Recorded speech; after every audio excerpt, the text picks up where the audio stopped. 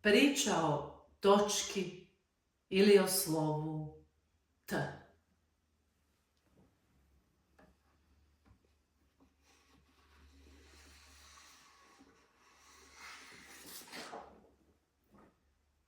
Jedna je točka tražila svoje mjesto na papiru. Željela je biti sama, da je svi puste na miru. I slova i brojke nestali su bez traga. Točka je samo željela biti potpuno sama.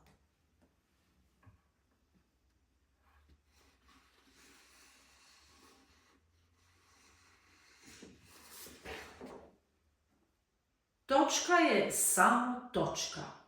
Željela je da se zna. I rečenica izjavna njome završava. Ja sam točka. Neka svi znaju. I pišem se dolje desno na samome kraju.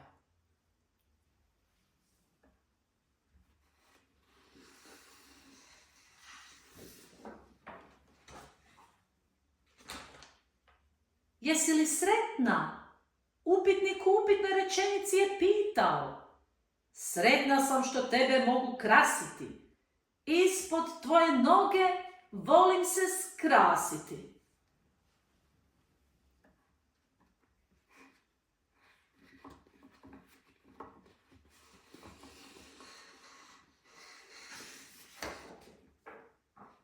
Nemoj jako vikati.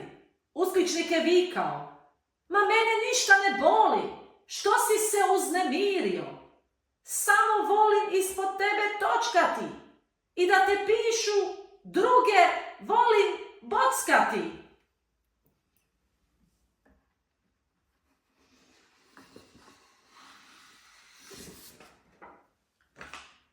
Sto 35 puta 5 neka se računa. I u matematici točka se među brojeve gura. Jer računati račune treba i na papiru, a prste i kalkulator pustiti na miru.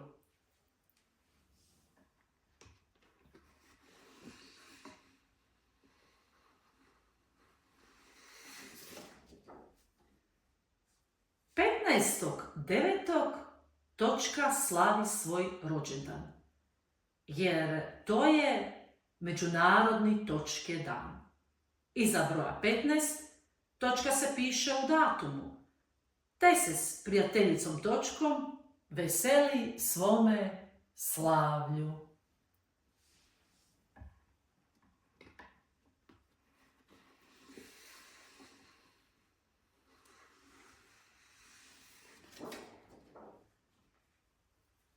Točka ima dvije najbolje prijateljice i te tri trotočke vole rečenice.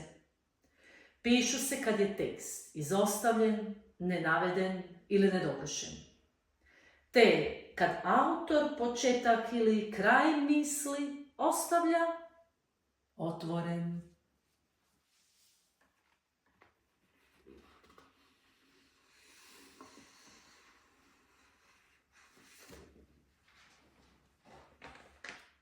Kada se trotočke posvađaju, treću točku s mjesta izbacuju.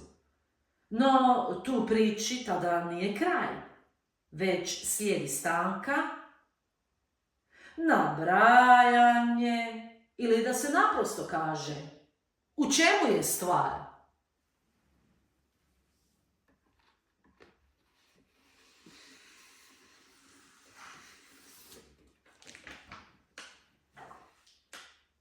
Točki je najdraža igra točkalica, a točki je najdraža brojka jedinica. Jer jedan je u toj igri prvi broj, a broj 1 je naučio svaki mali stvor.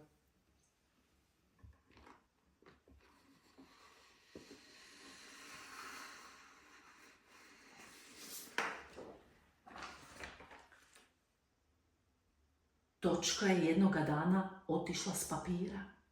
I u nekoj drugoj priči ona sada svoje prste ima.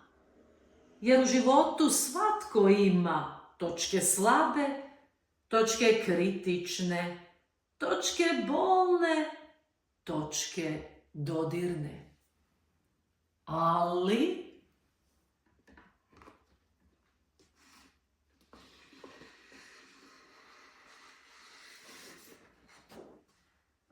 da se stvari pomaknu s mrtve točke, dolazi vrijeme za svjetlu točku, kako na papiru, tako i u životu.